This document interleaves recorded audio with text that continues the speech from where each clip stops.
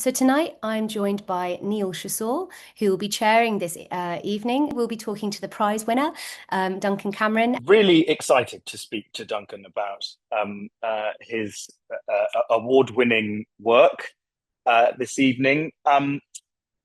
We casting my mind back to the winter when we judged the 89 submissions that were displayed at Trinity Buoy Wharf, themselves whittled down from a long list of about 400 entries, themselves whittled down from, I believe, 4,000 overall.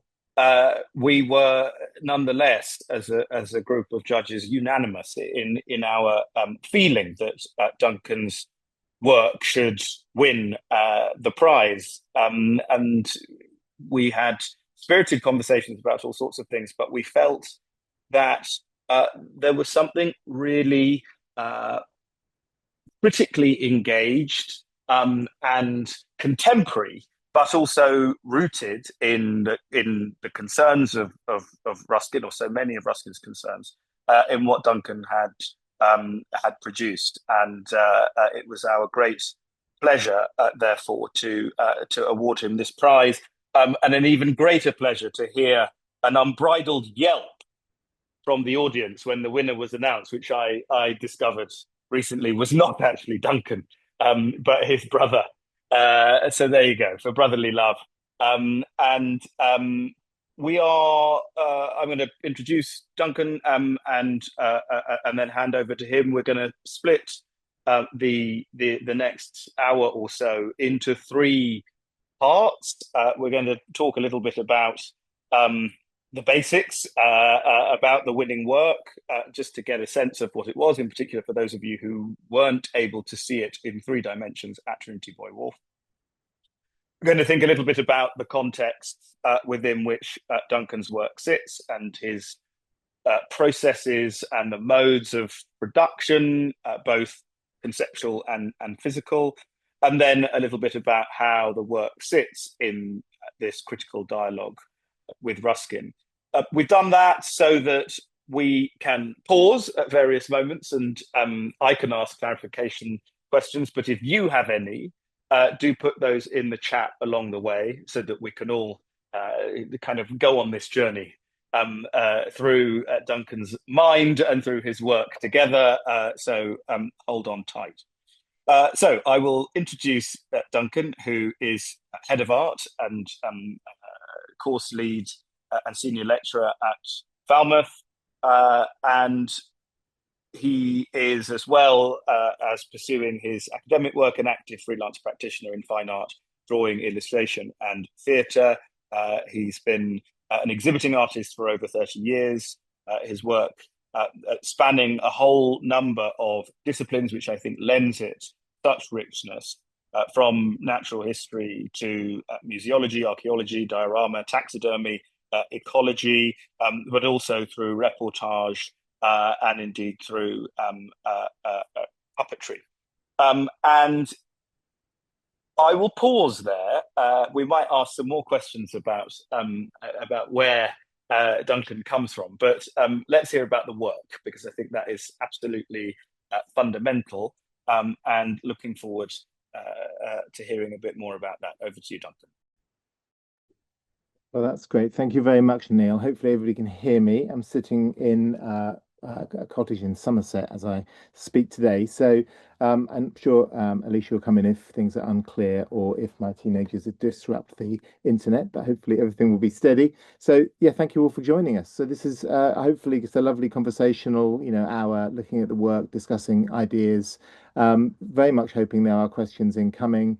Because it is very much that I don't want to just be kind of talking at you. I can be talking fast sometimes, which is born of enthusiasm, not wanting to kind of just go too fast. But I'm sure somebody can tell me if I'm speaking insanely fast.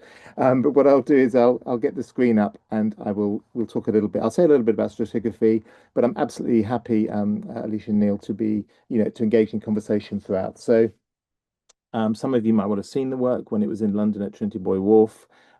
It's currently back with me in one of my studio sheds. There are a couple of images. I work out of sheds, very busy sheds, full of collected treasure, let's call it that, from which I make. But we'll talk some of that. Some of that will come up in conversation, I'm sure. So let me just share screen. Bear with me while I do that.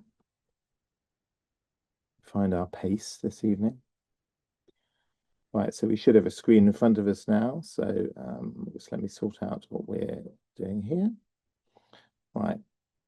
Somebody can give me a thumbs up if they're now seeing a screen that has an image of the work on. I don't know if from your end the image of the work is obscured by our little photographs. If it is, you can see it behind it. It's slightly here for me.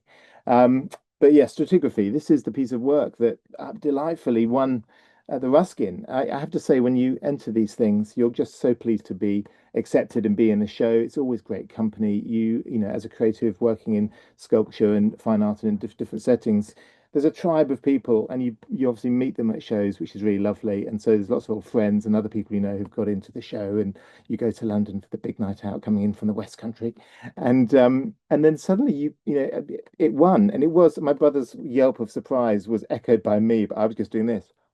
But it was a wonderful moment, and I wish I hadn't put my beer in my pocket. That haunted me afterwards. But it was a lovely evening, and then I had so many lovely conversations that night about this piece of work, you know, face to face. And when you win something, you know you don't make art to win prizes. You don't make art to make, well, I don't make art to make money. I make art because I feel compelled to use materials to tell stories, and I'm trying to bring ideas together in a form that others can interpret. And you don't always know if those ideas land. So when you know a group of people who don't know me, you know, selected that work, you know, at that time don't know me. I've now met Neal, but you know it's just a tremendous it's a boost. It's wonderful. It's a lovely experience because you feel actually the work is communicated, and that's what you're trying to do, not with, in my case, not with words here, but with objects, materials, surfaces, and you hope it talks to others. And so you know that was just great. It's made of wood and found objects. It's made of peat. It's an old cabinet, you know, probably best part of 100 years old, just over probably. And it's sat in my sheds for 15 years, full of other materials and using it as a storage kind of cabinet, knowing that I would use it. And some of the drawings that led to this work have been rattling around in sketchbooks for a similar time, 20 years, not because this cabinet, you know, was planned. There was no big plan, but I surround myself as a sculptor with lots of objects and materials that I know in some level speak to me, that I think have some capacity to be used. And then they find their moment. And drawings of vessels with water at the same level, drawings of cabinets containing different layers, these are things that repeat in lots of my work and through years of time. And so, you know, this cabinet, this piece came from this moment, and suddenly it all came together for this piece of work.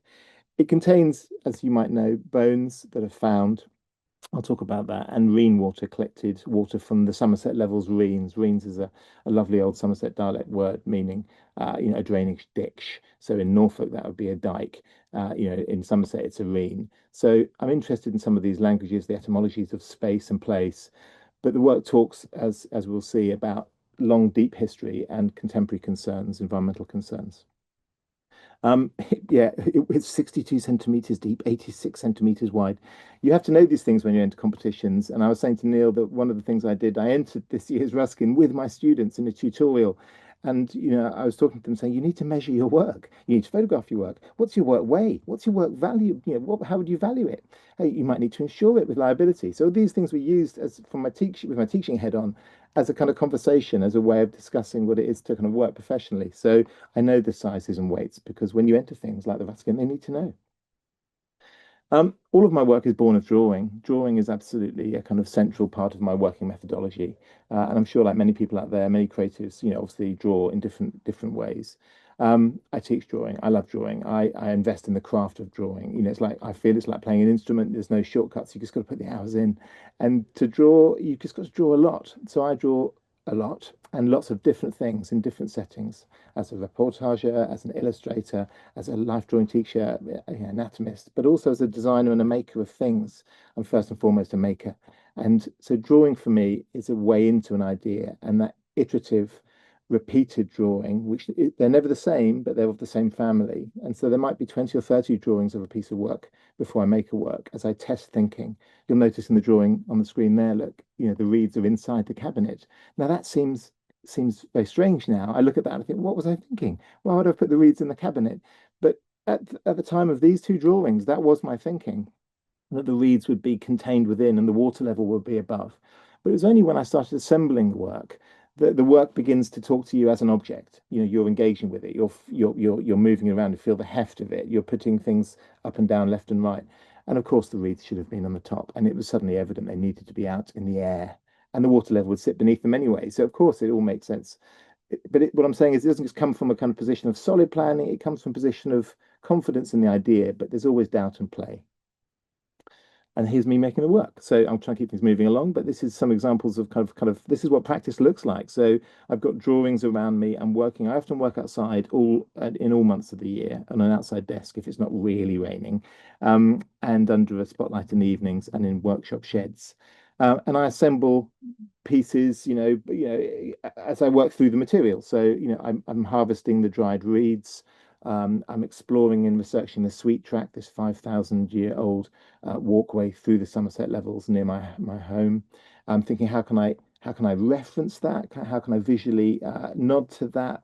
I'm not making a model, I'm making a sculpture. So I want notes of these things, but I'm trying to steer away from the overtly literal. And that's a tricky line to strike, because I'm sure many people out there know that line of trying to tell a story, but not overcook a story. You're trying to land ideas, not all the answers. And this is at the kind of meat of it, isn't it, really, for many creatives. So here's me looking, at the Sweet Track and thinking about how I might use willow and birch and hazel and the similar materials to kind of suggest that in the base of this piece of work. I'm sieving peat. There's the cabinet in a garage, thinking this is your moment. I'm going to get that cabinet look in the kind of chaotic corner of that cabinet, not looking very loved, I have to say there. What a life it's now got. Here's me assembling bones. That's a bit of a step, isn't it? So these bones a part of my collection methodology. I'm an environmentalist. I'm somebody who doesn't knowingly ever try and harm nature or animals, but I'm very interested in the lives of the creatures and the landscape that live within the landscapes around us, so the other than human. And in the levels, for instance, there are, of course, voles and shrews and all the small animals that we don't often see, but they're living their lives around us all the time, and the owls predate on them.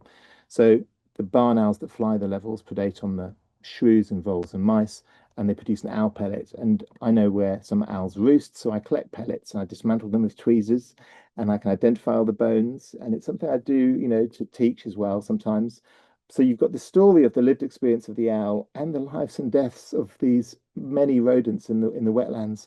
And anecdotally and observationally, I know that whenever the wetlands flood, the voles, shrews, the mice all flooded out of their homes, and by association, the barn owls, starve. They lose their ability to survive on the levels. So repeated flooding, which we can talk about in terms of a wider, environmental crisis and the changing of all sorts of things in our lived. We've had huge thunderstorms recently, the heat wave we're currently in. There are things that are around us all the time that nod to the changes that we're affecting to the planet. So something of this, of the floodlands, the removal of the owls, the death of the little things we don't see that live their lives around us. This was where I'm kind of coming to with these collections of bones.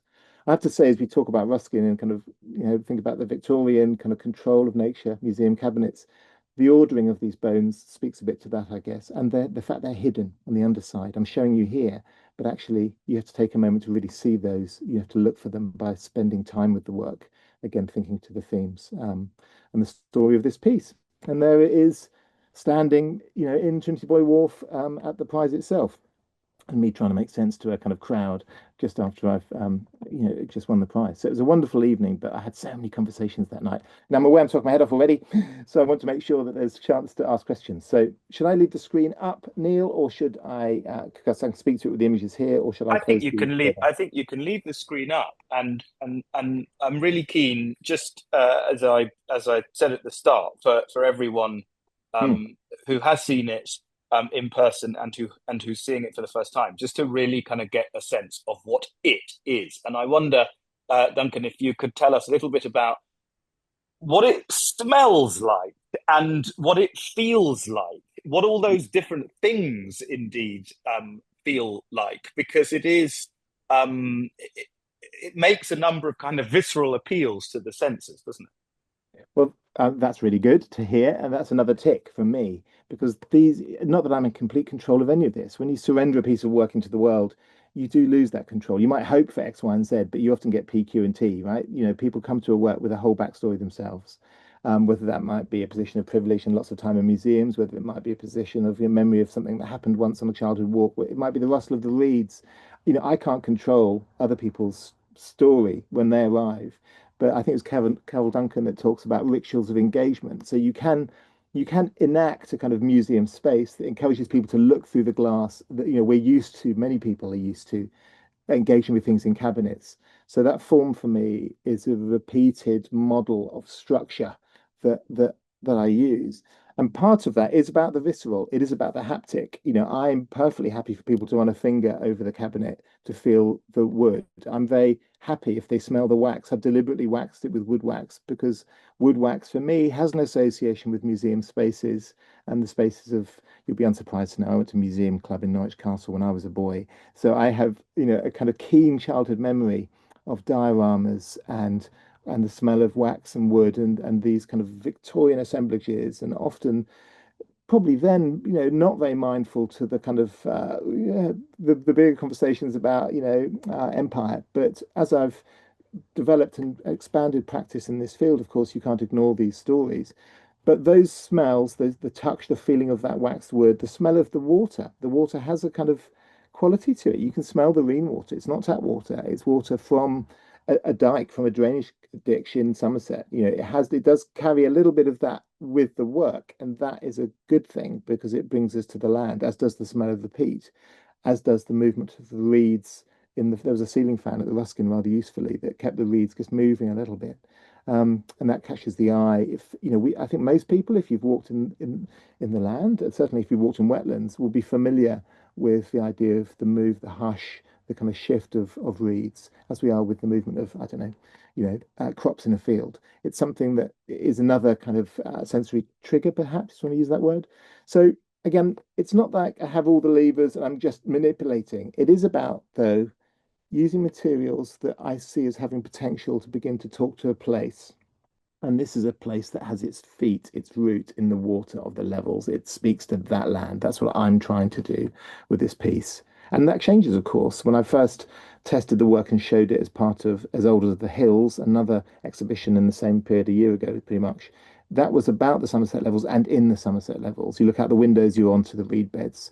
So it does change when you then take a piece like this into central London and it sits in the old boy store and the chain lockers of Trinity Boy Wharf. Location brings another lens, and that's a conversation in itself.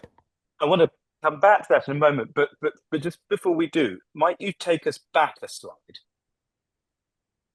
And I just want to understand a little bit more about what you did with, well, where you got this object from, this cabinet, and what its appeal was, and I suppose in that kind of deep aesthetic sense. And I'd quite like to know a little bit more about, did you have to fix it? You cleaned it up.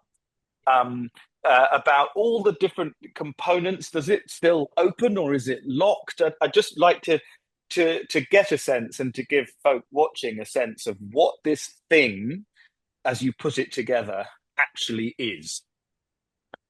Okay, so yes, I had to do quite a lot to it. And some of that isn't apparent. I don't want to kind of headline that piece of work. I'm trying to get to a point where the piece speaks to itself without kind of carrying all of that story.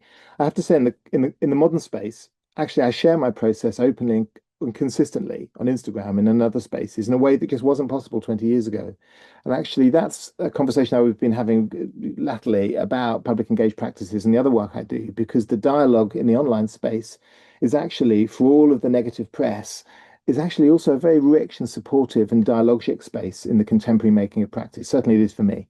And actually, the making, cleaning, assembling of that work, probably appeared, I'm sure it would have appeared on my stories, on Instagram. So actually, some people will have arrived at the work with a knowledge of that, which is interesting and particularly contemporary. So people who aren't my friends, but who have accessed my social media feeds might well have seen some of this backstory.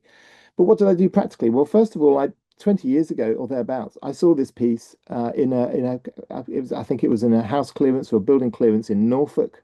There used to be a place called Acle Sale where you could buy all sorts of things, just really random things, box of postcards, kind of World War II ephemera, 6 microwaves. I'm looking for old furniture. I'm looking for things that carry kind of a story that maybe could be used. I work on a lot of found materials like maps and envelopes and such. And I saw this cabinet and I bought it very modest, and we're talking, £20. Right? I bought this cabinet in a state of kind of disarray. There was no key. I could get the lock to work. The lock doesn't work. I found an equivalent key and I can make the lock work awkwardly, but I've got a key so I can open it. So it closes and firmly, but it doesn't lock in a kind of more formal sense. And actually, that's quite nice. I quite like opening it when I'm there with the work and talking about the contents with people who are interested. I was really taken when I first saw it by the fact that the glass was imperfect. The glass is old, and I don't know the full provenance of the history of this object, but there was no maker's mark on it. There's no kind of previous bill of sale that I could find. But the glass is really old. It's got that lovely quality where it kind of disrupts the vision slightly. It's not modern glass. It doesn't feel like modern glass. And one of my concerns when I move it always is that I might break a panel because actually it'll be quite difficult. I'd replace it with an old window pane. So there was an equivalently old piece of glass. Now, that might seem like, well, that's insane, just buy a new piece of glass. But actually, these things really are, these things count. And actually, attention to detail is something I really am aware of and mindful of. An investment in craft and care and labor. I mean, Ruskin talks about that in terms of the investment of craft, the value craft brings, as a kind of corollary to the kind of mass-produced space that we all inhabit. So the time spent going from the piece you found, and it's sat in my shed, it's sat in various studios. It's sat in Spike Island for Bristol for many years. It was used as a show thing in a gallery maybe 8 years ago, just as a vitrine, but it's never had its moment. And I just suddenly felt this is the piece that's got the height I need to build structures in. I had to use, contemporary joinery skills to put in a new glass shelf and a wooden shelf. And then I had to put in some glass paneling because I wanted to have a suggestion of some of the submarine weeds, which are just very softly, but they're pressed in the bottom section. They're quite easy to miss, actually. And then a wooden shelf that could take the weight of the water, which isn't insignificant. Um, because actually, obviously, water is incredibly heavy. Cubic meter of water is a ton. So even a shelf with all that glassware and water, it's probably the best part of a small person. So I had to rebuild that. With that in mind, I had to go underneath and dismantle it to the carcass and repair and glue and pin all of the joints of the legs. Because I also need to be aware, that if you show work in public, it can't fall on people. And I've made lots of things, and I've made some things that have fallen over, not on people, but I don't want to be the artist that's known for kind of collapsing sculptures in galleries. So you do need to make sure that A, you can dismantle it. I'm often moving things on my own or with teenage sons and daughters that help me. But everything has to be modular. So it has to be broken, be able to break down. I have to be able to get in a vehicle. Think of Joseph Cornell, everything had to go down a basement. Think of, I don't know, any number of people, who've made work in the past, like Rosenquist, panels that had to be dismantled, that took upstairs. So you have to think practically, you have to think about the kind of story you're telling, the attention to detail, the fact it mustn't fall over and break, clean it all up, remove there was green felt all over it, which I didn't like, so I removed that. But when I installed it at the Ruskin, I remember chatting to the nice team at Trinity Boy Wharf saying, I'd rather you didn't wipe off the cobwebs and the details of the dust around the sides, because actually, I mean, I like that. I like the fact that it feels that it's got its feet in a past. It's not a new thing. So actually, some of the imperfection was deliberately left, because that softens the interface between the now and these things, which are talking to the recent history of these lived experience of these mice and voles. But also, the bottom of the work is about the sweet track and 5,000-year-old inhabitants of the levels. So there's a story through time with this work, and actually leaving the cabinet imperfect. There's a missing piece of, veneer on the front. I chose not to replace that because I wanted it to look like it had lived a life. I could have replaced it. I could have hidden that, but I don't. Yeah. I didn't want that. I'm an But artist, not it's a in a cabinet maker. sense, therefore, it becomes it's found and refound in a sense, and Yeah. I think that's really helpful for understanding actually the level of intervention in the framing object. I want to ask just two more questions about the Of course. thing itself, if I may. And I guess it's about. I guess the first is about boundaries and frames. So, do you feel or that the cabinet is part of the thing or a frame of the thing? One, two. To what extent then do the what is it for? Is it a piece for display in an institutional setting, or do you feel that its various settings are also constitutive of its meaning? And you then talked about, I suppose, contemporary art practice and its digital and virtual mediations. Do you see those also as part of the thing or attendant to it? So I guess my first response would be that all of the things we're talking about, I don't see them as separated. I do see them as hand in glove and they go hand in hand. So the kind of the dialogue with people, whether that be digital, face to face, conversational over the fence when they're all of that is informing the work.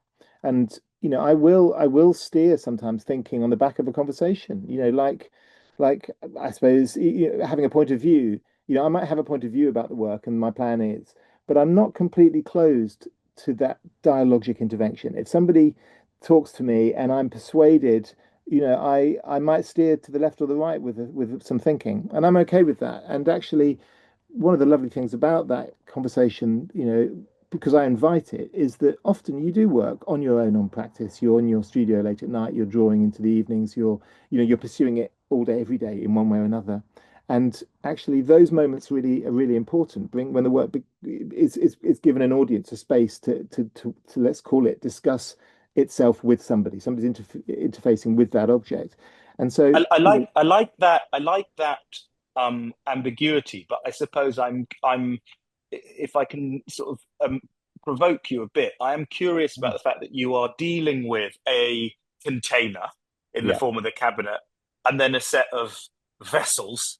things So in there it. is something there's something about these objects and the fact that the reason, though they're found, and in a sense you're remediating them and representing them, that their functions are born of particular uses, yes, but maybe more interestingly than that, attitudes to containment, to taxonomy, etc., which feels obvious, very, very present and very pregnant in the work. Yeah, so the piece in and of itself, the whole thing is the work. So the cabinet is absolutely part of the work. It's not a thing holding a collection of works that constitutes a kind of set of pieces. It in its entirety is the work. So the cabinet is a very deliberate framing mechanism. I mean, Goffman talks about that, the idea of a frame. We're familiar with the framing of multiple things that we engage with, and a museum cabinet is one of those frames. It's a known and understood by many frame. So when I use a cabinet, I'm deliberately trying to position, at least a percentage of a mindset that this is something that maybe is asking of you to investigate, to look, to give some attention to.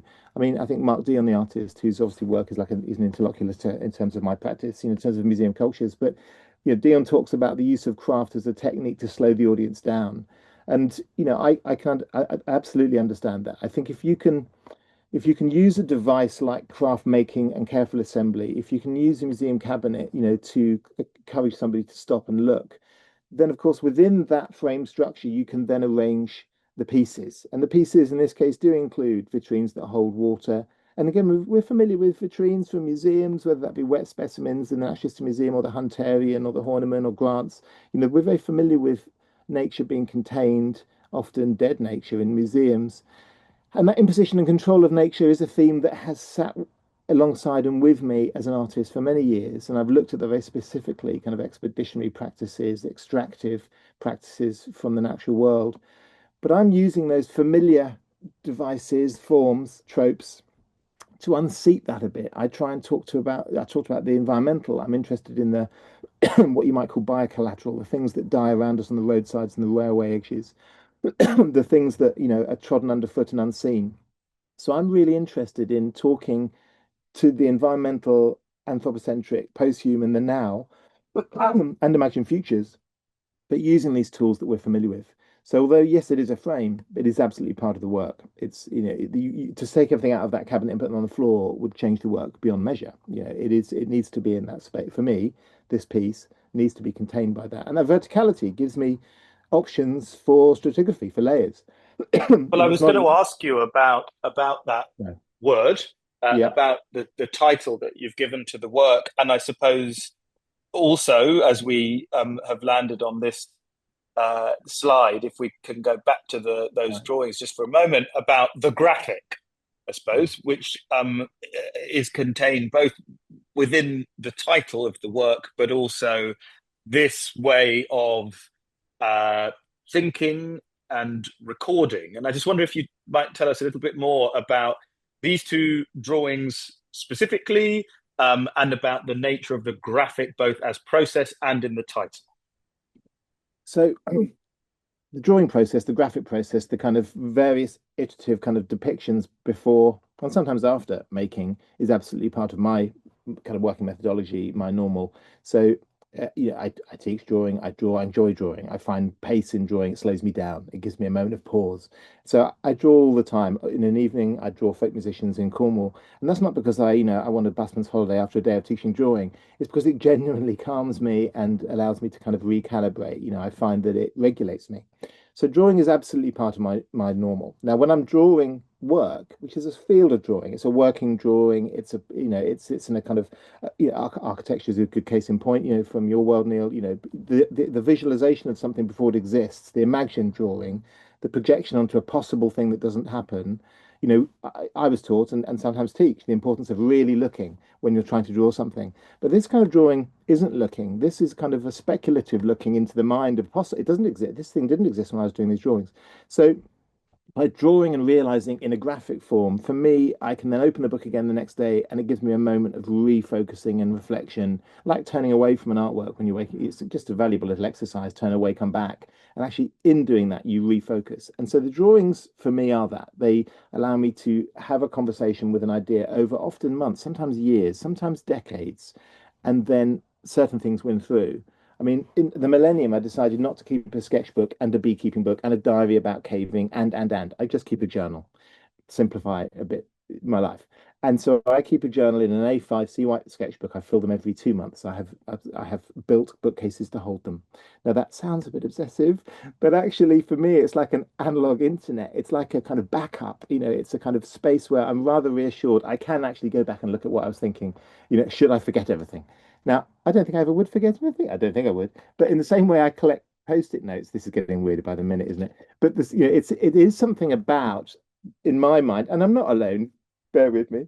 But by building these kind of analog stories of thinking, I find it's very enabling in terms of then the production of a work.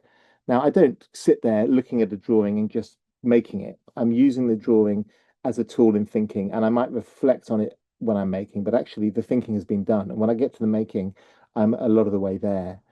But having said that, it often changes when you actually make something, that it develops. And So you can't predict. where did these drawings come? These two that we can see Yeah. in the process, are they?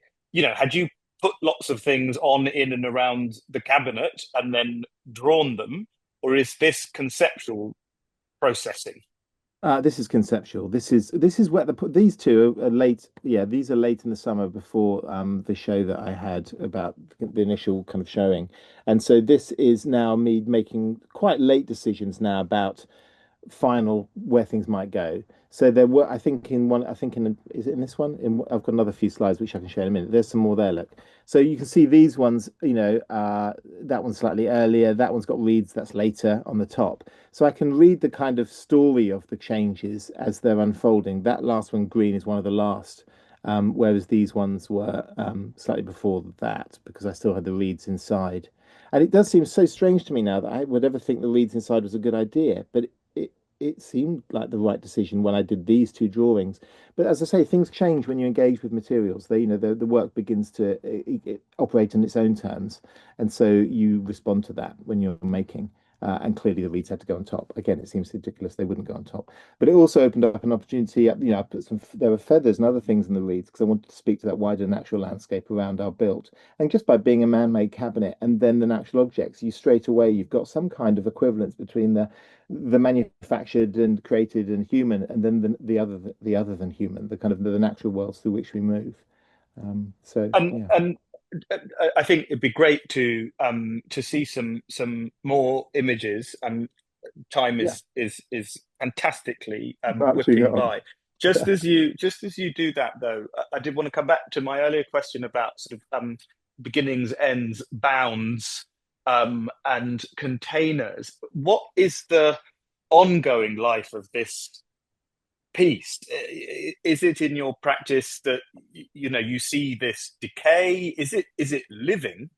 Or, as I come back to, was it for a moment in an institutional context? It sounds like there's a much richer contiguity in the way that you think about your practice and the way that you think about art making more generally. But I'm curious where this fits.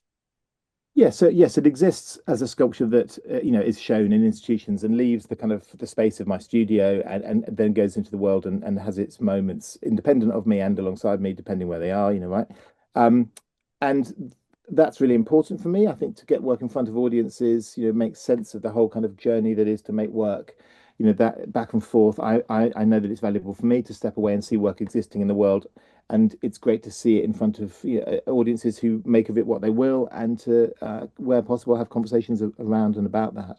So, as an artist working as a professional, it's important that I'm making a body of work consistently, that I'm exhibiting. But then the work does come back kind of home. It's in my studio. It gets slightly dismantled. Sometimes other things will get put inside to store them because it's a practical case as well. But I will then show it again. And sometimes works do get damaged. Sometimes works get dismantled. I can't keep everything. I occasionally sell things, but there's only so much demand for cupboards full of mouse bones. So sometimes they get dismantled and repurposed. So they live in perpetuity online in photographic form. They exist in that space in some form forever. But sometimes the works, find themselves in institutions or are bought. Sometimes the works are dismantled and repurposed, and sometimes the works quietly kind of collapse into the wider body of my studio kind of spaces. But they're Let's never. let's look at some more images, and Yeah, I'm keen. I mean, one of the questions that I had was, I suppose, as much about the processes, the production process of making, but also the ways in which, I guess, this piece and perhaps others that we're going to see are operating as metaphor, and are also mimetic in some way. That is to say, their mode of representation is grasping after a realness on the one hand, but also a kind of schema, I suppose, in a Gombrichian sense. And yeah. I'm curious about how you see those procedures working through your oeuvre. So yes, mimesis, kind of the idea of something looking familiar but maybe not being familiar. These are useful tools. Many artists obviously use a kind of mimetic approach. Or you might think kind of Benjamin, kind of the idea of auratic. So I might be deliberately using a kind of museum kind of way of displaying. I might be using the wax, the smells, because I know that generates a kind of in terms of theatre, kind of mise en scène. You're trying to kind of make a space that kind of tells a sort of story, like looking at a stage before the actors arrive. You've already got somebody to that point before they really engage with close observation. So mimesis can be a very useful device. The idea of taking something that at one level looks familiar and then subverting it, which can be either playful or unsettling. These are very useful tools when you're making sculptural objects. If you're like me, not scratch building with a material that you're carving, but you're using, as I do most of the time, the assembly of found objects and bringing them together. This piece here is slightly different. This is a piece from 11 years ago, and this was, a wonderful project called Stepping Stone, where we, with Fiona and friends, were showing in quarries in Somerset. And my response to the quarry, how did I engage with that quarry? Well, one of the things I'll do when I'm working with a particular location is I will stay there. I slept there on a sleeping bag on the floor and lived for 24 hours, got a sense of what this space was. And it felt slightly lawless. I felt slightly nervous. Something might come out of that cave. A fox came and sniffed my nose in the middle of the night, And so I had all sorts of experiences and I wrote those down and that became part of the written content within this cabinet, actually. But one of the things that really came to the fore was that it felt slightly lawless. Quarries have this slightly unsettled quality. You're finding shotgun cartridges everywhere, burnt out cars, people have dumped things over the edge. And then you've got the fact that this is wound in the landscape. So you've got the trees and the wood, and then there's a cliff. And so you find deer bones all around the cliff edges. So there's a kind of darkness to it, and mortality to the kind of landscape of materiality in that. So this piece speaks to that. And then also practically, because I was leaving a cabinet in the middle of a quarry, I didn't want it to be easily dismantled, so far too broken. So I made it quite, I look at it now and it feels incredibly solid, but it's made of, steel, and it had a light that would light up. When you got near it, it would light up. And inside there are all of these essentially largely anthropocentric finds. They were things that had been abandoned. I found watches, climbing gear, because I'm kind of working the landscape as a collector. So, aping again, in the sense of mimesis, perhaps the idea of the expeditionary biologist. I grew up in a house with a father who collected books, and I read about Bates and Wallace and Darwin and all. It had a kind of romantic appeal for me, of course, the idea of going somewhere, collecting exciting things, and coming back to Kew Gardens with a new leaf, whatever it might be. And so I can look at that now with more understanding about the kind of military adventurism and the period itself, and more broadly the wider narratives, without getting into that in depth now. But from my perspective, a more passive, environmentally aware kind of local study of that land, and then collecting that and making sense of that in a cupboard, much in the same way as people might once have brought things back and house them in a museum, a different house-shaped box, but just bigger. So I'm playing games with the landscape of that history, and in here with the idea of kind of an expeditionary adventuring and trying to explore a space. And then this would be another one, in that vein. Now, I've got lots of cabinets I could talk to you about over many years, but this one is a slightly different thing. This is a thing from 2 years later. This is about a chronology of our engagement with the natural world. So it goes through, you've got one of Columbus's kind of ships, the Meaning at the bottom there. You've got casts from Duncan, sorry sorry, to yeah, interject. It was just because we've had a few yeah, questions in please, the Q&A box, and I think this ties in very, very beautifully.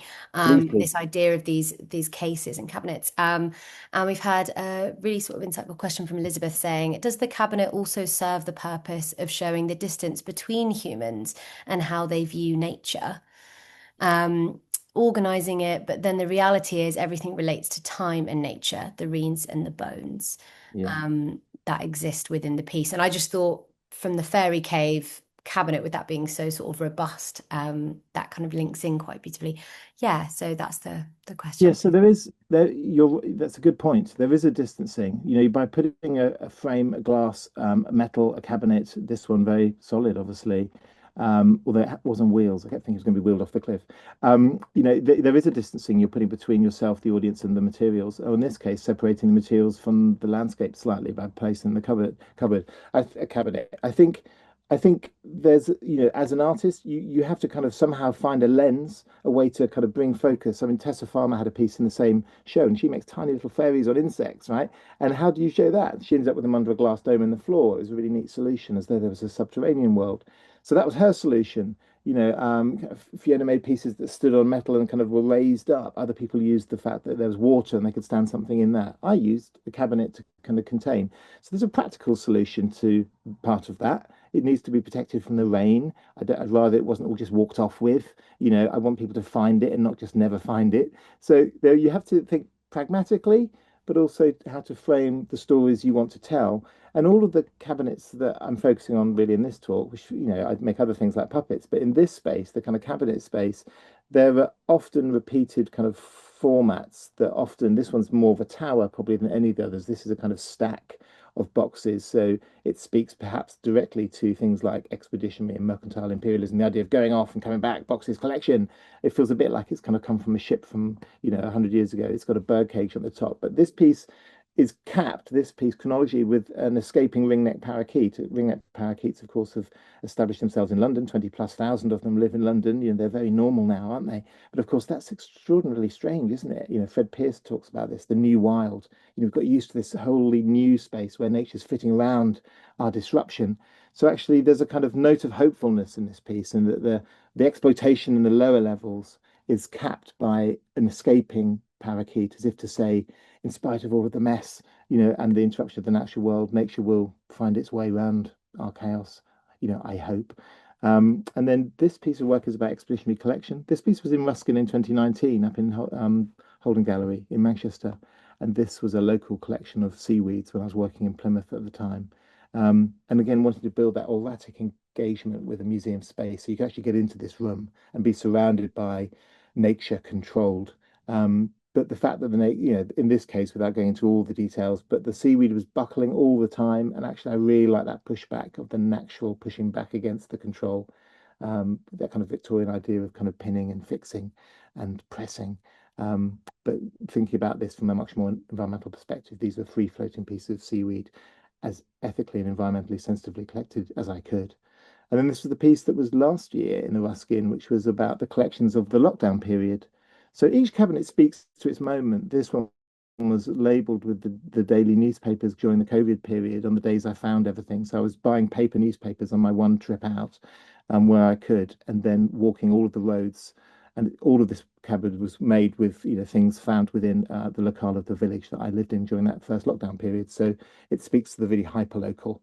Even the cabinet was made out of pallet wood from a skip, and the glass from a dismantled greenhouse, and the legs came from a skip from a broken piece of furniture. So this is assembled from the local as well as being housing local.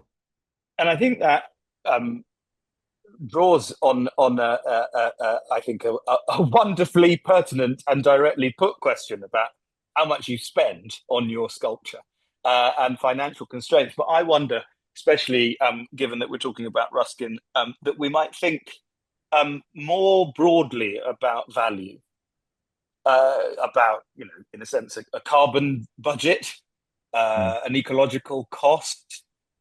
How do you conceive of all of these interacting constraints, but also opportunities? I guess in your work.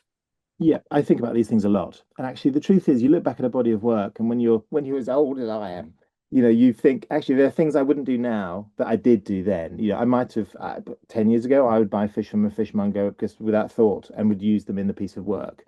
I wouldn't do that now. I don't want to be party to the killing of those fish, even by buying them in a fish market. Now we all decide where we stand on these things, but my position has changed.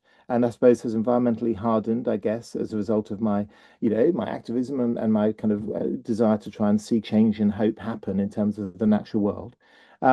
So work isn't static, is the first thing I'd say. So my position with materials and making has changed. 30 years ago, I made a lot of big steel things that were mechanical. I rather liked them. They were good fun, but they were a lot of steel. They were very carbon heavy. So I think very differently about practice now. I try and be much less impactful. Even the piece that 11 years ago, Fairy Cave piece, I don't think I would make that now. So I think in the last decade, and particularly in the last 5 years, I've really focused right down on what I might call the kind of material consideration of practice. So it is less materially impactful in terms of carbon cost. The material cost, physical cost, is actually really light. I mean, the material cost of this piece might be, I think, maybe maybe a Kilner jar, an IKEA. There are other makes of jar.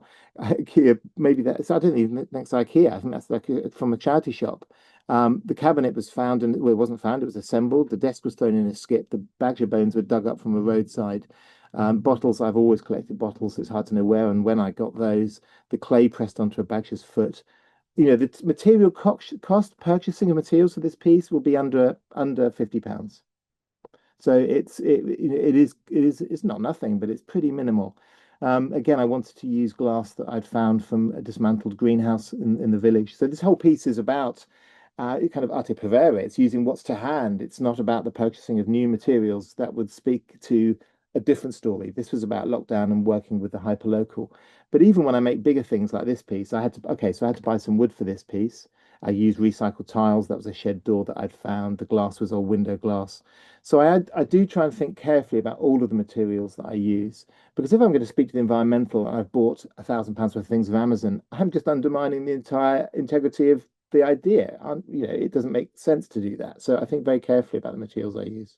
But I wonder where that, or how that relates to, not to be kind of too highfalutin in the middle of a heat wave at nearly 7:30, but about a kind of ideal of diseño, both of drawing and of design, right, and intention versus, I suppose, following the material, following the landscape.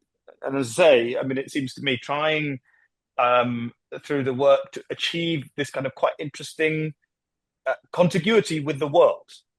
And so I suppose there's a kind of profound epistemological question about art uh, uh, in there. And I wonder where you sit at the moment in your practice. So trying to unpick that in my head while I change slides. So I say the material cultures that I work with, the kind of the use of material and matter to make work, and my relationships with the practice, there's a consistency, but there's a shifting sand all the time. And why am I making things? I'm trying to tell stories. I'm trying to bring perspectives. I'm going to be somebody who's advocating for environmental hope and change, but in so doing, sometimes you have to shine a light on less palatable elements of our day to day. I'm making a reliquary at the moment about animals killed on railway and roadsides. So on one level, it's abhorrent, it's ghastly, it's grim. I'm picking up dead things on the road, right? And I'm a kind of, a vegan environmentalist, but I have to go there because that's the reality. And actually, somebody said earlier, and there might be some more quick questions in a minute, but mortality and the kind of time-bound quality of materials, of lives, of our experience, of our contribution in the time we have, these things are alive in my brain, and as I'm sure most people are who think about such things. And actually, I want to contribute meaningfully, sensitively, but also sharply where needed to talk to the themes of my time. And they're not so different to much of the things that were concerning Ruskin in terms of the march of, mass production and, kind of the not handmade, the kind of primacy of maybe craft and making, the slowness of beautiful drawing. Because actually these things are very kind of grounding in the tide. I talk about the strings of the kite. You need things to hold on to. And actually, so there's a reassurance in some of the practice, but there's also the recognition that these are moments of chance to tell stories, to affect a conversation, to maybe turn a mind, I don't want to sound highfalutin myself, but you are trying to land ideas in the same way that a poet chooses words or a songwriter chooses a song. I want there to be a kind of visual kind of earworm. I want people to go away and think about the things that they've observed. I'm talking about this today, but of course, normally you're not. Normally, the work is having to talk in its own material way to people. And, you can only hope that that does happen, and there is a wider conversation to be had there about the privilege of gallery access, for instance. So I'd spend a lot of my time when I'm not making cabinets like this, working outside in open spaces, beaches and streets and in other settings, because actually I'm trying to also think of ways to break down and soften those boundaries between the spaces of privileged access or academic access and actually, be out there in the world. So, I might work in a shed like this, but I spend a lot of my time out there in the world. This is me in the environment, collecting the rainwater, drawing up on Exmoor, on cabinets. A lot of my practice is grounded in experience of the spaces that we all live in and walk through, and commenting on the landscape and, as I say, hopeful different futures maybe environmentally. There's a big puppet, look. There's a 21-foot shark made out of willow. I can't keep away from the Somerset levels. One on the left is an underground bee that lives in there. That's a diorama. So just a few other glimpses. Are there any other questions, by the way, in terms of we're running against the clock so fast? We are. I no, do keep those.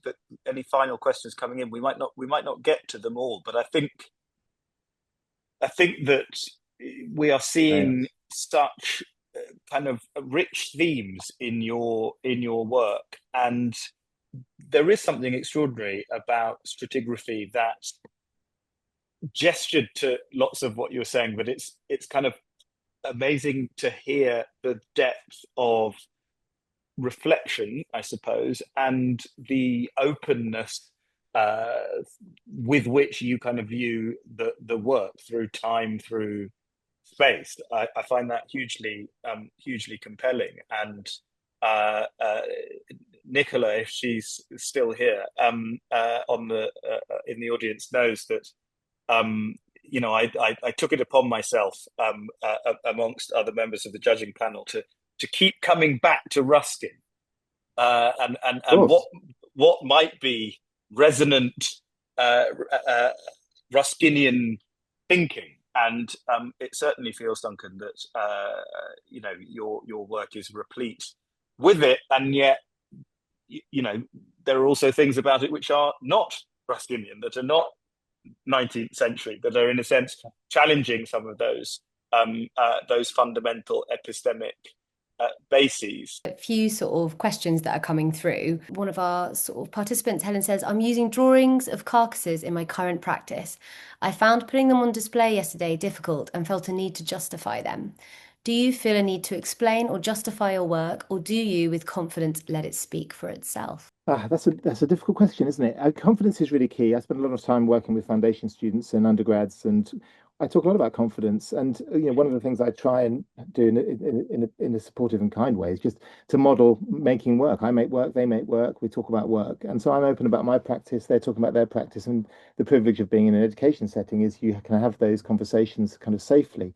But it is a huge moment of bravery, isn't it, to share work with the world, and then you really find yourself checking and testing yourself, saying, have I got the right to say this? What is my voice? What about respect for the animal? Maybe I'm exploiting the death of this thing if you're drawing a carcass or a found thing. But actually, I would say that without sounding kind of overtly gothic, celebrating the bones or the carcass of an animal, you're in a sense you're bringing light and a story to something that has been lost. This thing has been killed by a car, or it might have been found, and I would say that you're being, I would hope, respectful to the life of that creature if you're using such a thing. People use materials like that in all sorts of different ways, and I disagree with many of the ways that other people might use things. We have to make our own decisions about where we find things. Certainly, I would always be very cautious to know the provenance of any material that I might be using from the natural world, but also just to think respectfully, but also have confidence in your own voice. If you've got a story to tell, then it's no good if you keep saying it to yourself and not sharing it. I would encourage you to get work out there, because then there's a dialogue and a conversation. And although there is a concern maybe that you might get negative feedback online or from people, I'd say by far the largest body of feedback is conversational, engaged, interested, supportive, because people want stories. People want to share in a conversation about the things we all care about. And when I'm making big puppets, I'm advocating for hope and change because we have to push back against despair. But to do that, you sometimes have to use the frisson of things that wake people up, and that might well be a bone or a dead thing you found on the road. Thank you so much, Duncan. I think that's a wonderful answer. I'd just like to say thank you, Alicia, for your wonderful organising chair, and for Neil for your insightful questions and conversation. I wish it could carry on, but we've got through an hour very quickly. But Thank you. thank you, I know everybody, it for absolutely listening. raced by, and thank you so much, Neil, for your sharing your Pleasure. thoughtful Yeah. questions. Brilliant. Everybody, thank you so Thank you. much, and take care. Have a wonderful evening.